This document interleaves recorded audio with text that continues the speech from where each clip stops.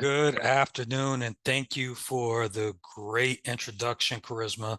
I need to bring you around more often to be like my hype person. You did such a great job for introducing me.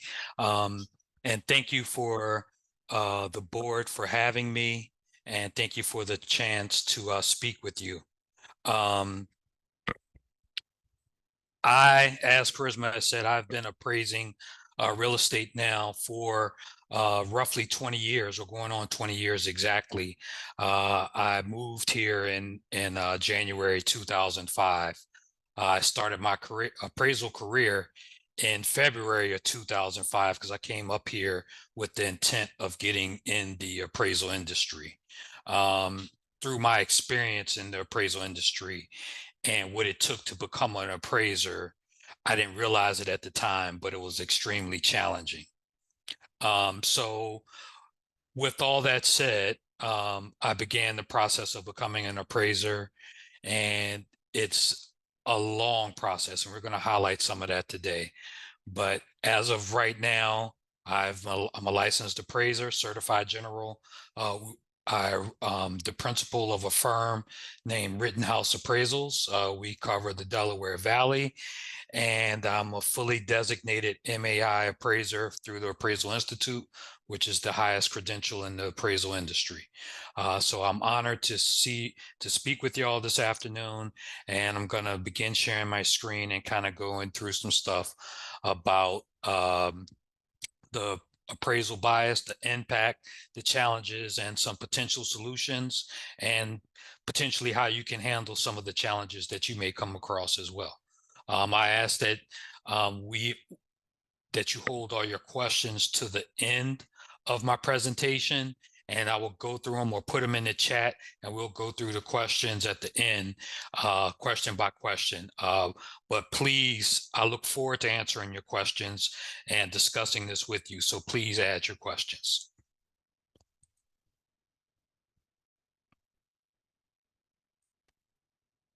Okay, so starting off, understanding the impact of appraisal bias, the impact, the challenges, and potential solutions.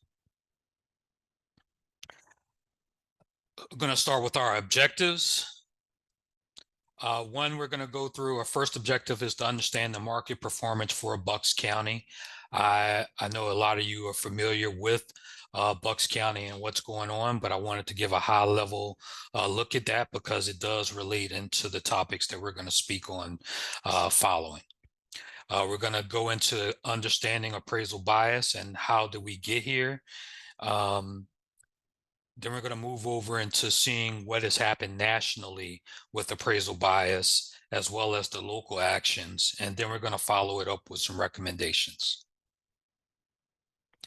Going into market performance for Bucks County, we're still within a competitive market. The median sold price is $451,000. It's a 3.4% increase in sale prices over November of 2022, and 43% of the homes in the market area sold above their asking price.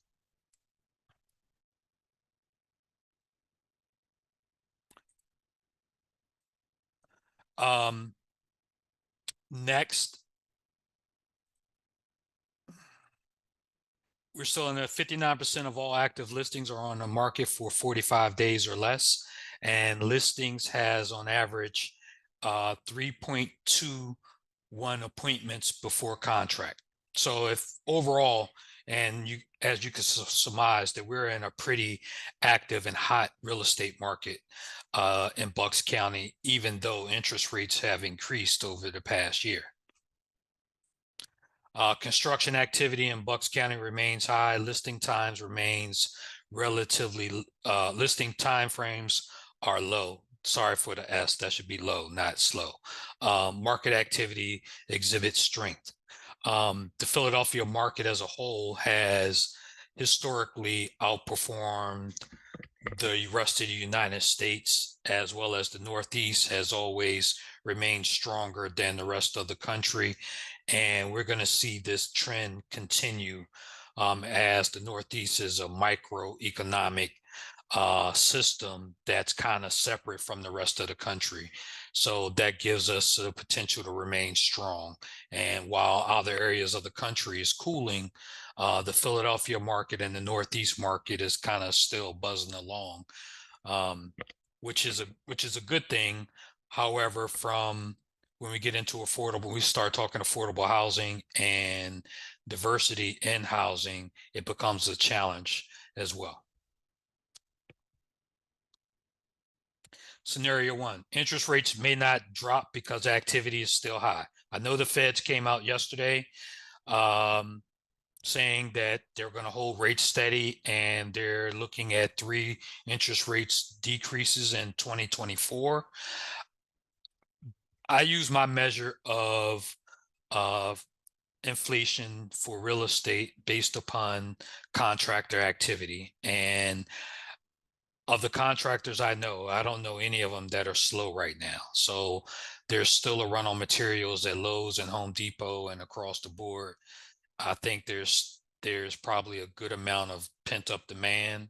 And as we still show, there's a limited amount of supply on the market. From that scenario, I'm not sure if we're going to actually see 3 rate decreases. I think we may see 1 decrease, but we may hold steady for that because of the amount of activity.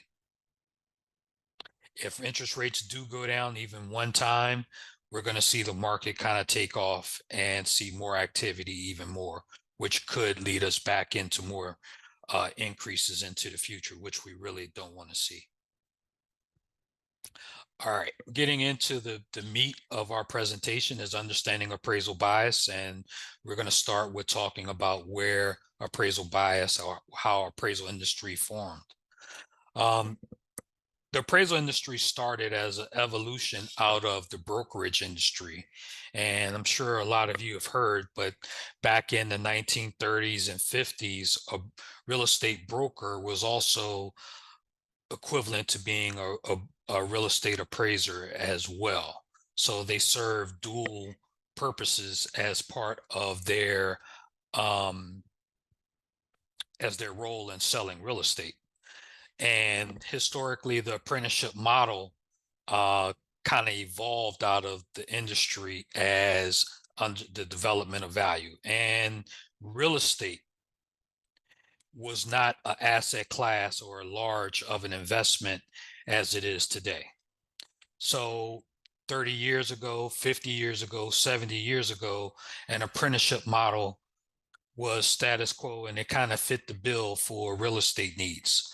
But that's not the case now, as real estate has significantly changed since the S&L crisis of around 1988, 89. Since then, real estate has become more of an investment vehicle. Despite other parts of the real estate industry evolving, the real estate appraisal sector still maintained an antiquated format in becoming a licensed appraiser. The real estate becoming a licensed agent, a licensed broker, or a mortgagor or a property manager, those industries have evolved over the years in the way that you become licensed. To become a licensed appraiser is exactly how it was back 70 years ago. You take some classes, you train up under someone, and then you go to get your license. That model is still the same today. Though they're looking at some changes, there is not significant things that have changed since 70 years ago. The structure of the industry being pretty much a small business that's handed down from father to son through the years led to the demographics and the diversity of the industry being constricted. As of right now, the industry is composed of white men 50 years older, which is a large issue, not just from the racial aspect, but it's from the supply aspect as well. Companies are often, as I was saying, companies are often passed from father to son, and there's not been a influx of new appraisers to support the increased demand in the appraisal and mortgage and real estate since real estate has become more of an investment vehicle since the late 1980s. As many of you know, and you've taken in your diversity classes, it is illegal to discriminate against someone based upon race at any stage of the real estate transaction policy. It violates the Fair Housing Act. It violates the Equal Credit Opportunity Act. 2021, as part of the pandemic, we saw a sharp increase in the number of appraisal bias issues that came around. And during this time from the pandemic, if I know many of you remember this time, we went from not being able to enter properties at all. Appraisers could not go out and do our job. We could barely go do exterior only appraisals, to one day the governor granted our wish. I think it was around August of 2020, and we went right into this extremely robust real estate market of people wanting to move, low interest rate environment, people tired of where they live and wanting to move. Some people trying to sell them their houses, other people trying to buy houses. And there was a run on appraisal demand, which gets back to our previous slide about the average age of the appraiser being 50 years old or older. One of the challenges of appraisal bias is that it stunts the ability for wealth creation within communities of color. The common person or a common family, the main vehicle of wealth accumulation is their home. The undervaluation of this hurts a homeowner from they cannot harvest the equity in their home to put back into their home, reinvest into their home. They can't use it as a vehicle to create further economic opportunities for their families, such as send their kids to school. And also, it also drives the racial wealth gap.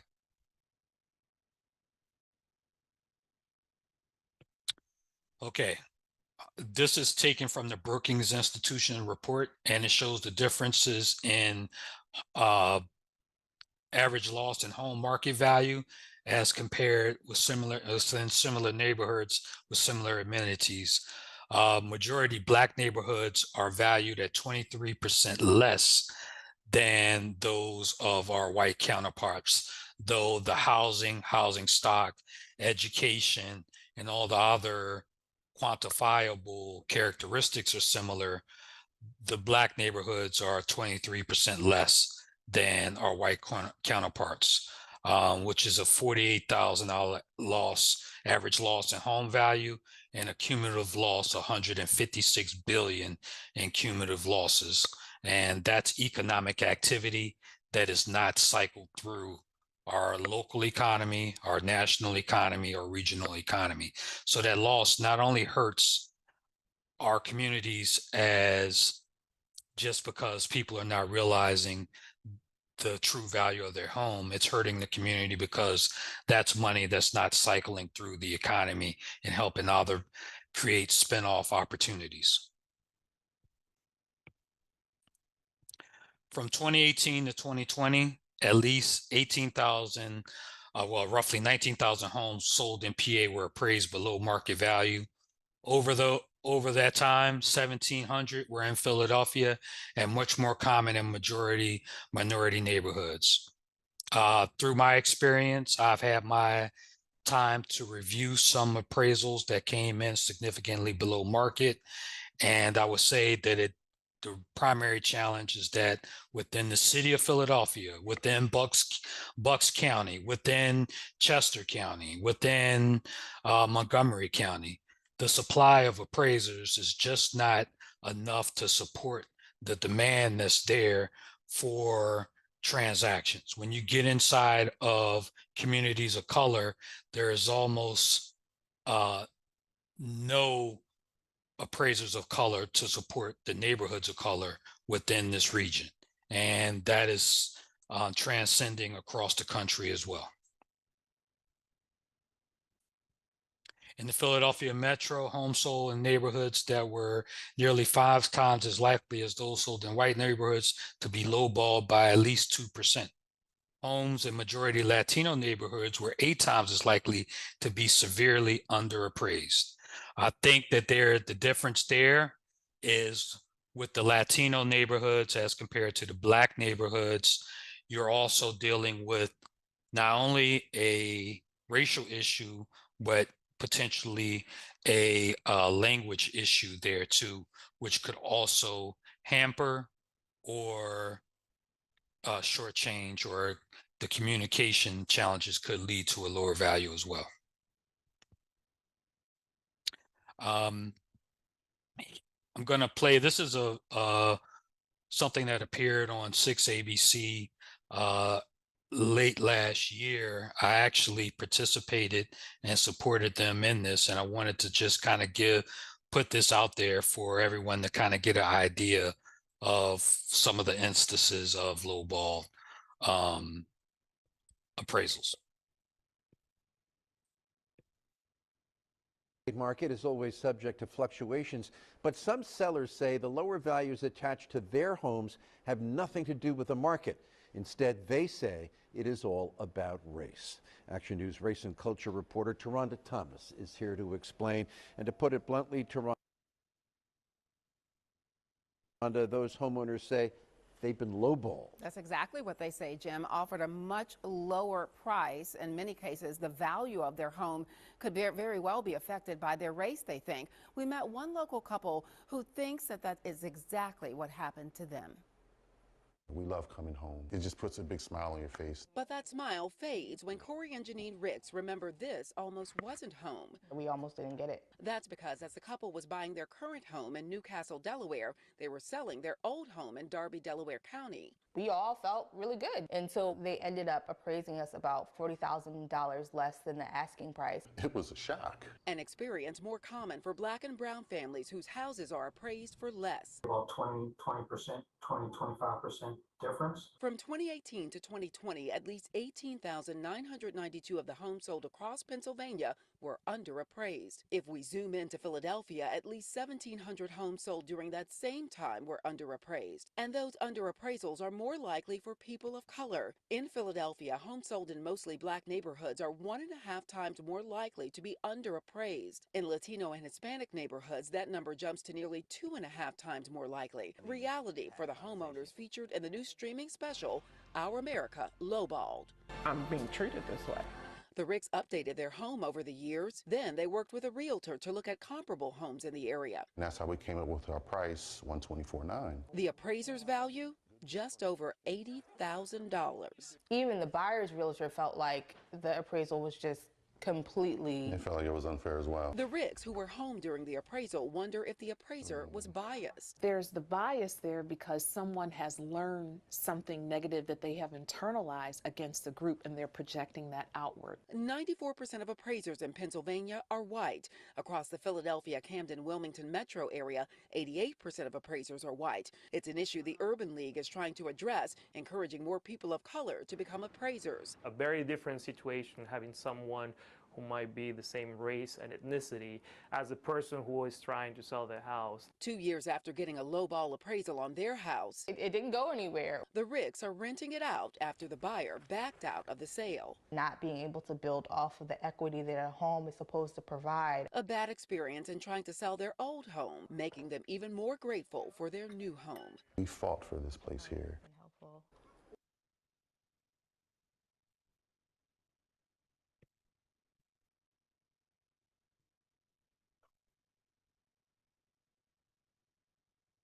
Okay, so hopefully that kind of gave a larger insight on the issue and kind of supported some of the items that I was talking about and helped increase your understanding on what's happening. So let's kind of get into why. I know some of the things that you would see is to say cut and dry, it's racist. And I would say out of the cases that I've personally have seen, I think I've looked at about 20 to 30 appraisal reports where there was a value issue that was egregious. Out of those, I would say about 2 to 3 of them where I would have to say that there was something where they just didn't like the people that was involved at the level of what was done to them and the extent that was done. I think that when we're looking at why this happens, there's a limited number of appraisers. There's a limited number of diverse appraisers. When you look at our neighborhoods in, let's say, Bensalem, Bristol, um, there are no appraisers that are familiar with the neighborhood and community fabric of a Bristol. I have a lot of family that's in Bristol. I have a neighborhood that's pretty much all my cousins. Without understanding the neighborhood fabric and the community fabric, coming from the outside in, trying to value that, you're not going to understand the factors of value for that neighborhood without being a part of it, as compared to understanding your analysis of the factors of the neighborhood for that person and the racial or character where they come from. Value to different people means different things. There are neighborhoods where everyone wants to just getting they just want to live around everybody. Everybody just wants to stay together. That's still value. There's a value there. I'm willing to pay more to live next to my grandmother. I'm willing to pay more to live close to my family as compared to the Wawa being right around the corner. I value that more.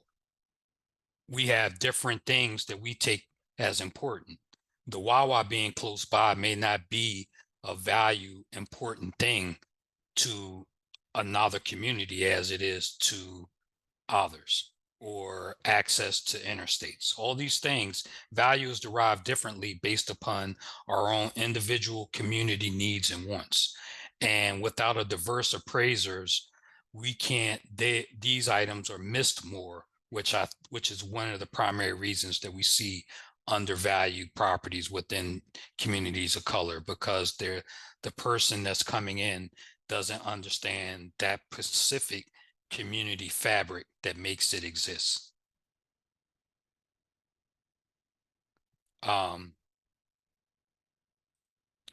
Local appraisers are less diverse than the population. This kind of breaks down by segment.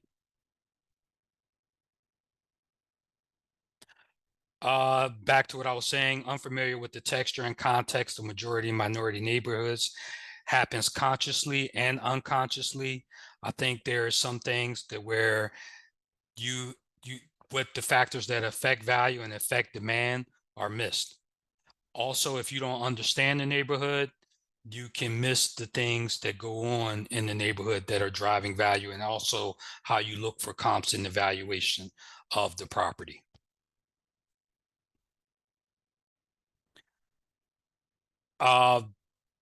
Another thing that kind of affects the appraisal industry as a whole is the certification requirements. You have to have a college degree. For a residential appraiser, I don't think that having the level of a college degree is necessary, though the finance background and business background, I think from a community college is sufficient. We need around 2,000 hours of apprenticeship hours, and that also deters people of color from participating and becoming a licensed appraiser, because oftentimes in small mom and pop appraisal shops, if you're looking to get licensed, it's kind of hard for that mom and pop shop to pay you and train you at the same time, because it's only so much money to go around, and really the fee for a residential appraisal is extremely low, which is a challenge that the mortgage industry is not hearing. But if the average fee for an appraisal increased, then it would allow to increase the supply of appraisers across the board for all races. So appraisal fee is one of the main issues that is constricting the industry from growing in itself. Get into a couple recent national actions into the appraisal industry. An action plan was created around appraisal and evaluation equity. This was from a national task force. Strengthen guardrails against discrimination and enhances enforcement activity. This is from the PAVE report, which was commissioned by Congress. Recommendations was to diversify, of course, diversify the profession, empower consumers to take action, and provide better data. This is where I kind of have an issue with the PAVE report. If we are helping secure a $500,000 loan and the brokers are, or the agents are brokering the transactions, the finance people are financing it, the whole deal or transaction doesn't happen unless we are able to spend enough time developing a true opinion of value. Right now, the average appraiser in this region is getting around 350 to 400 and definitely around 500 at tops for a residential appraisal. It's my opinion that that fee needs to be 1,200, and that would not only allow to bring in more appraisers in to teach them, but it'll also allow for us to spend more time developing value and not feeling rushed and the low turnaround time.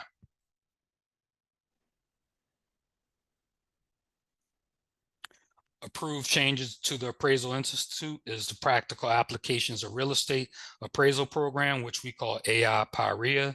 It's an alternative pathway to become a licensed residential appraiser. It includes an online and a simulated appraisal experience program. It went into effect in October of 2023. From my understanding, Pennsylvania has not approved the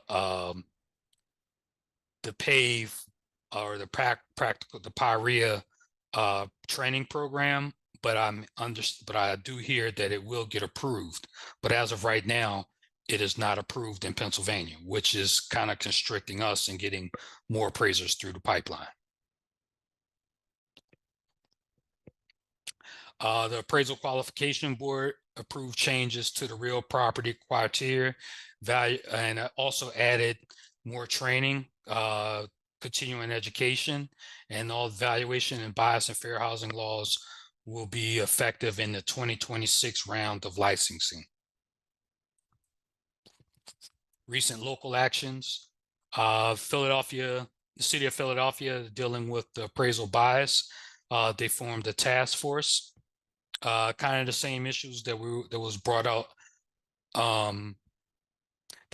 out for nationally, and the national level is kind of the same issues, but Philadelphia led the charge even ahead of the United States or even the federal government attacking these issues. And without Philadelphia leading the charge, I don't think the rest of the federal government would have made so many moves that they made.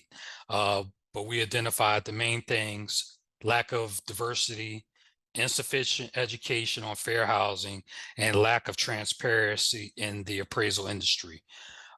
We are kind of a back office type of thing. We come to your property, we walk through it, and then the rest of the magic happens at the office or a lot of times in people's bedrooms. People don't understand the math and the science of appraising as compared to just selecting comparables from the immediate market area and saying what something sold for. The science is more exact than that, though it's not rocket science. It's more than just selecting comparables from the MLS. One of the recommendations of the task force was collecting data to investigate appraisal practices, educating homeowners and home buyers on the valuation process, and educating appraisers on city neighborhoods and redevelopment efforts. The common issue we keep hearing is people not understanding neighborhoods and communities, and what makes neighborhoods and communities tick may be different for some than it is to their own. Partner with educational institutions to expand the profession. There is, right now, I know there is a effort to get appraisal training into the Philadelphia Community College system, and also promote better access into the industry from a high school, or just knowledge about what we do as an industry. Here's a couple of my personal recommendations. Um, make training programs more accessible. If I am training, right now I'm limited to training 3 people to become an appraiser. If I am working we need to increase the supply. We need to increase the number of appraisers that I can have on my roster if I'm in a strategic area that is disadvantaged, and where we have identified that there's a extremely short supply of appraisers. I should be able to train more appraisers so we can increase the supply within these communities. We need to educate consumers. Consumers don't know what to do when an appraiser comes to their home. They don't know what questions they need to ask.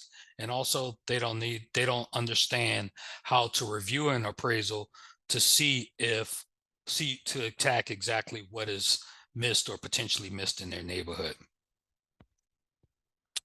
Transparency in appraisal practices. That's kind of the same of what I was mentioning. Promote the industry to the younger generation. As the profession, I kind of stumbled upon it.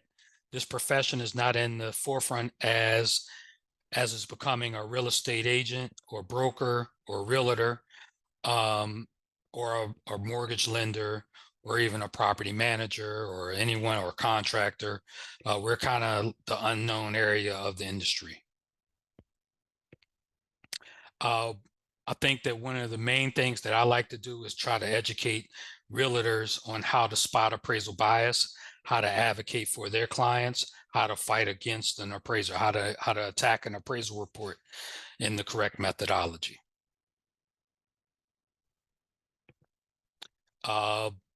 Here's a couple things that I like to say when you're reviewing an appraisal report. Are the facts, number of rooms, and all the data correct? That's the first thing you need to look at. Do the comps fit the criteria? If your property is a C2 or fully renovated property, did the appraiser select comps that mimic the qualities of your property? Or did they use something that was quite off? Look at the language used. For example, are there references to items like neighborhoods, racial, or religious makeup? Should only use factual and objective terms.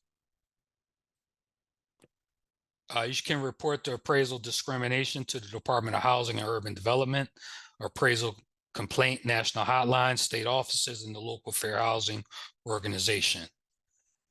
Reporting your appraisal issues to one of these organizations may not assist in getting your deal done. What it does is make people aware that people are watching, and this is how, and once they get notice from the state specifically that their appraisal was submitted, they're going to study more into what they might have done wrong.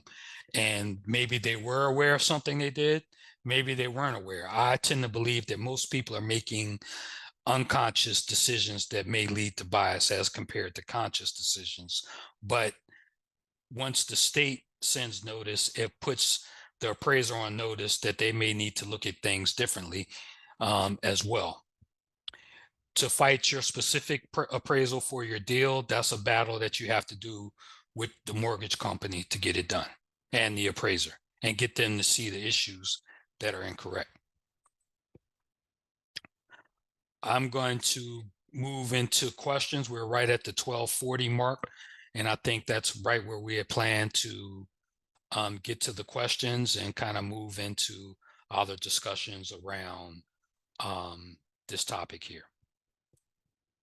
Well, thank you, Carlo. That was definitely insightful, and it's great that you covered, our county, Bucks County. We do have A couple of questions in the chat. One that comes from Ahmed, Islam. Normally, a buyer pays the appraiser out of pocket. Should people get more than one appraisal? Home buyers would be paying twice for that appraisal. Well, for appraisal of the same house. Would you recommend getting a second opinion?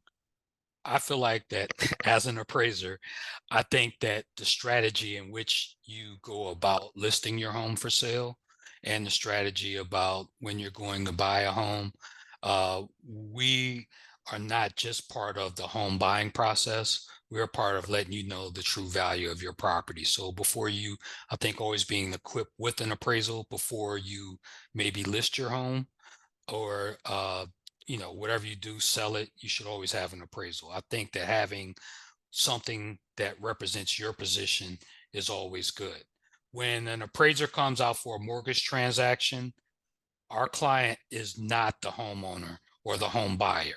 Though the home buyer may pay for the appraisal, by law and by structure and contract, our client is the mortgage company. And that means a lot because some of the legal ramifications that have come out of appraisal bias is that it's harder to sue somebody that wasn't engaged to work for you. So the home buyer is not our client. The mortgage company is our client. I hope So that would you clarifies. recommend two appraisals or? I think it's good. And that is what I do myself for my own properties. Not me appraising it, but someone else. Okay, great. From what, Ahmed, again, from what I've come across so far, appraisal bias seems to be tied to residential real estate. As a MAI, have you come across appraisal bias in the commercial real estate field? I think that, yes, I have. Appraisal bias is transcending of the segment of real estate. It happens in the commercial segment as well. The effects of it and getting the fact that we're talking about commercial or business real estate, it's harder to get that into the national story as much as the residential markets, and you're affecting more people and you're affecting homeowners. However, the commercial markets and the commercial bias that's happening stunts the economic development activity within neighborhoods, which also stunts the economic expansion and stability of neighborhoods. So it's just as much an atrocity as the residential side. I see. Another obstacle is that the appraiser is from a pool of appraisers and may not be familiar with the area. How do we overcome this?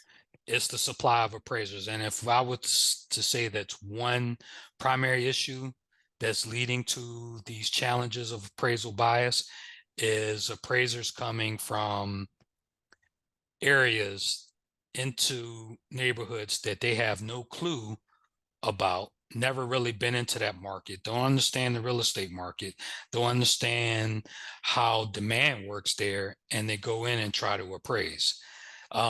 That's back to the supply of appraisers, but it's also back to the feed that our appraisers are getting because they are chasing dollars just to stay up. So they're taking appraisal assignments in market areas that they have no business in taking assignments in, just so they can earn a decent living.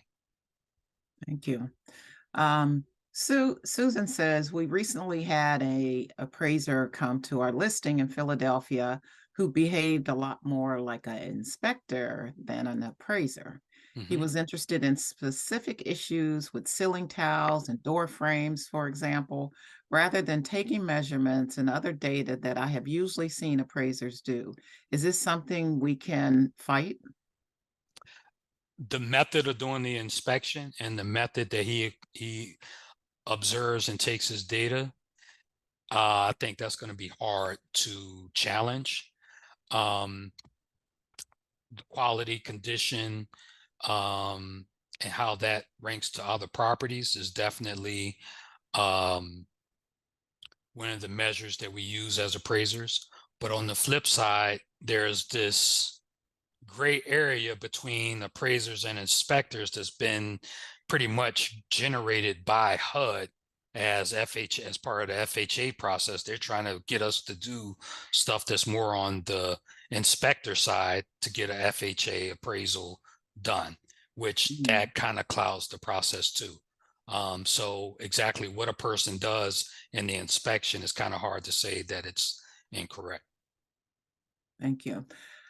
Charisma, what are some best practices for appraisers to avoid bias in their work? And how can we as realtors assist our clients in understanding and disputing potential issues?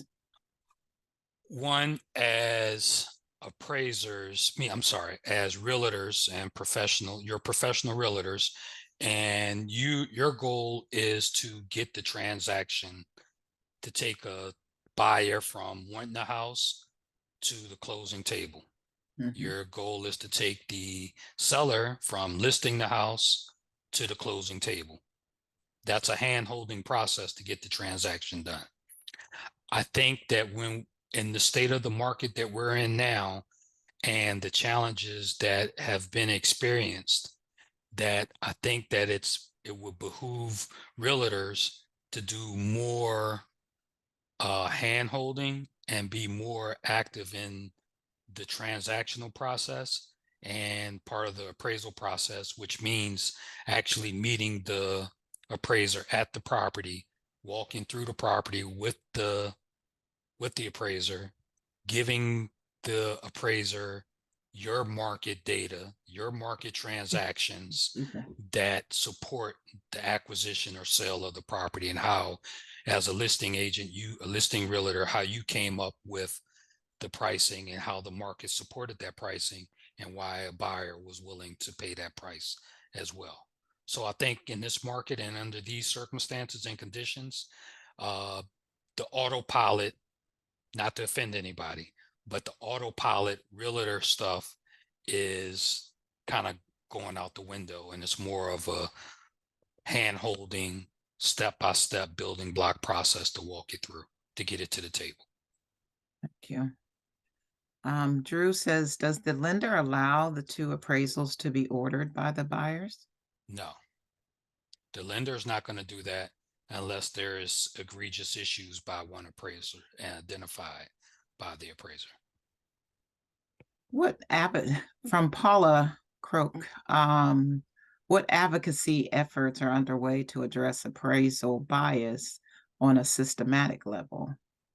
That would be the PAVE task force is the first step, where we're trying to get more appraisers licensed by creating a different method of getting your hours of training through a virtual training program as compared to apprenticeship model. The apprenticeship model in today's real estate economy just doesn't work. There's not enough appraisers out there to take on trainees to supply the demand. Also, I know the report said the average age of an appraiser is 50 years old. I would dare to say that that's more like 70 in this market here. Wow. And that's really a problem. Not only is it a problem for not only do we have a problem of appraisers of color, as a whole, we have a problem with appraisers in general. We need appraisers. There's not enough appraisers out there to support just the mortgage demand for appraisers. On top of that, there's, appraisals, there is a much greater industry than mortgage activity, but just mortgage demand in itself, there's not enough appraisers out there to support that. Well, Rose, our coach here for a little while longer until this month ends, says how much can she make as a appraiser a year, because she might reconsider her profession. So what do appraisers make approximately? That varies, but I think I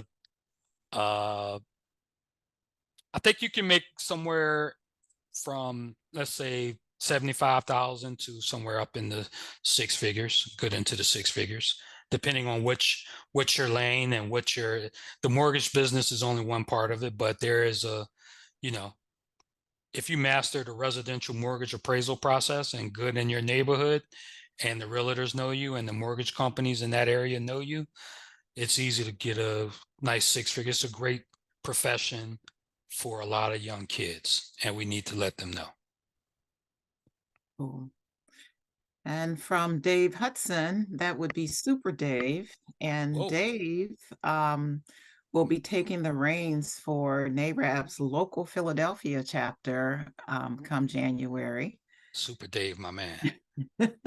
So Dave's question is, which category do you believe holds more weight with bias appraisals? The lack of diversity within the current group or the lack of newer appraisers? And he says he asked in regards to the training you recommend as one of the potential solutions. The PAVE training is the PIREA, AI PIREA is definitely a good start to diversifying the appraisal industry. But we're in a state of emergency for appraisers across the board, and that process is just getting up and running. That supply, even once that thing gets up and running and kicking hard, we're still looking at 10 years away from now. Wow. We need appraisers. We need 20,000 appraisers on the ground right now. And it's hard from a layman's standpoint for you to understand what's going on, but a lot of these appraisers are having to churn out these reports so quick. The mortgage company wants the appraisal back in 3 days from inspection. They're only willing to pay the appraiser, a lot of these lower level appraisers, $300 for an appraisal. So it's a churning process, and they're running through these appraisals. So they get to neighborhoods where they don't know it like the back of their hand. They make more mistakes. They select comps wrong. They're not digging. They don't have the time to dig in and research stuff as much because they got to get this thing off their desk because they got to bill it out so they can make money. That's really where the cusp of the problem is happening at. And when they come into our neighborhoods or into other neighborhoods that they're not familiar with, they can't understand how that neighborhood is built, so they make more errors. How long would you say it takes from the time that an appraiser has done their training to where they're really seasoned to function well in the neighborhoods? Like, is that, I'm not sure how long the education piece takes to be certified, but I would imagine when you're going into these neighborhoods, it takes a while to get the flavor of each neighborhood in order to do. It does, especially from someone. I have a degree in real estate, so, and in urban planning. So it's a little different because I understand, I was trained in the dynamics of neighborhoods. But from a lay person that got into this, going into appraising from, they were in, I don't know, psychology, and now they want to be an appraiser. Now, understanding neighborhood dynamics and neighborhood demographics is going to take a while to get the feel. It took me a while to understand the fabric of Philadelphia and the fabric of the surrounding areas and really what made the neighborhoods move. It took like a 5-year process to really get economic activity in the burbs happens around Wawas and regional rail. There's a you could take a 2-bedroom house that's not connected to a Wawa and not connected to a regional rail is going for $100K. You put that house close to a regional rail and close to a Wawa, it could go for $300K. And then you add in a good school district is going for more than that. You know, it's those levels or layers that add on that make the value happen. You have to kind of understand that and understand what is creating demand in each neighborhood.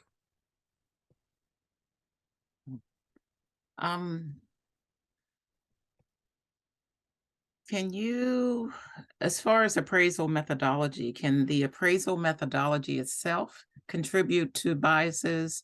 And if so, how? It does. From the residential standpoint, they have the general guidelines. And when we are engaged to do an appraisal for residential, they give us an engagement letter that has everything they want. They don't want a sale that's over 6 months. They don't want a sale that's over a quarter of a mile from the subject. They don't want this. They don't want that. Essentially, these guidelines that are coming out by some of these mortgage companies is essentially redlining and preventing an appraiser from selecting the accurate comps, because once they submit it to this mortgage company or to this AMC, they're just going to keep kicking it back to you conform, and you're only getting $300. And then they're trying to stick you on that and saying that this appraisal doesn't conform to their guidelines. So the AMC industry and how they stipulate that in the mortgage industry is really where is kind of where a lot of the problems happen at too. Wow. Okay. Typically, how many hours of work does it take to complete an appraisal? That question is from Carol Smith. I say for a residential appraisal, going to a house to appraise it correctly, you're looking at 45 to an hour inspection time. You're probably looking at another 3 to 4 hours in preparing the report. Wow. So at least a half a day, 4 or 5 hours. To do it correctly, yeah. One way or another, yeah. As far as a income and class basis, how can income and class bias influence an appraisal? That's from Darlene Meekins. I think that from what I'm seeing in Philadelphia and the Philadelphia region, because our real estate is so hot here, as I was going through the demographics, there is always an engine, there's always consistent demand for affordable housing. And the way the Philadelphia region develops now is that there's always inching out more to find affordable housing, redevelopment to find affordable housing. You know, in the city is band after band, in the counties is band after band, or neighborhoods after neighborhoods that are attacked.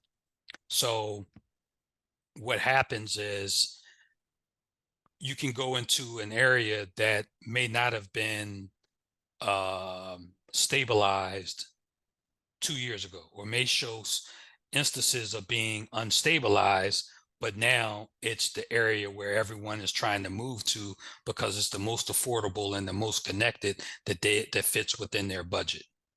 Mm-hmm. Yeah. Yes. Charisma has the same question. Can the appraisal methodology itself contribute to bias? And if so, how? I think you did answer that. Yep. The appraisal management companies and their role in the appraisal process and how they've jammed everything up since Dodd-Frank is really one of the things that's created a lot of the problems. So these are a third party.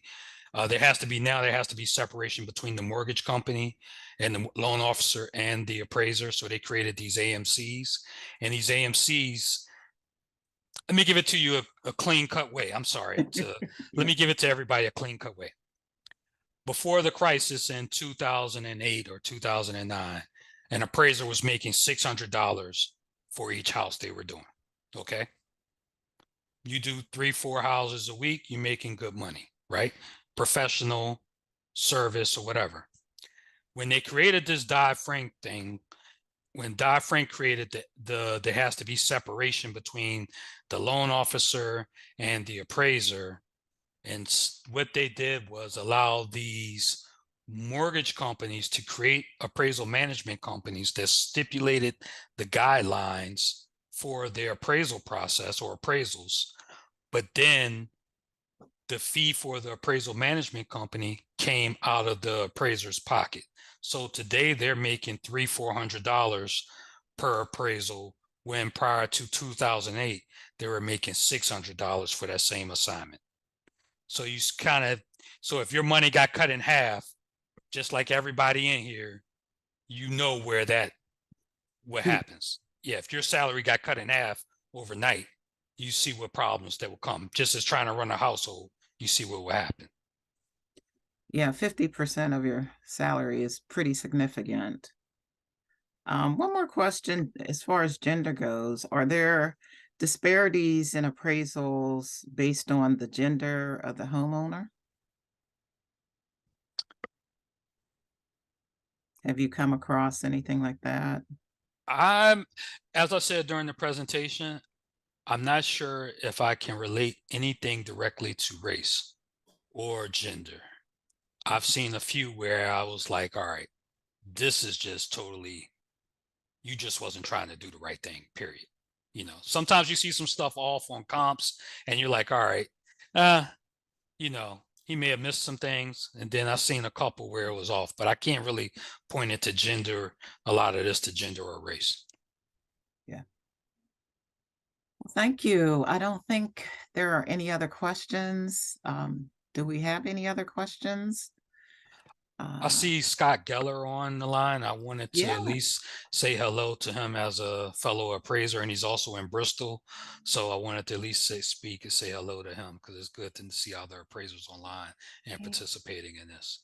So I want to say thank you for joining to him specifically as an appraiser. Yes. Thank you, Scott. He did put in the chat that he does the Bristol area. See if I can find where his comment is in the chat. He says he lives in Bensalem and he's very familiar with Bristol Township. And I'm a white male, 62 years old, appraiser who grew up in the business, like you cited. Hire some trainees, get those three, Yes. max out your trainees from the areas.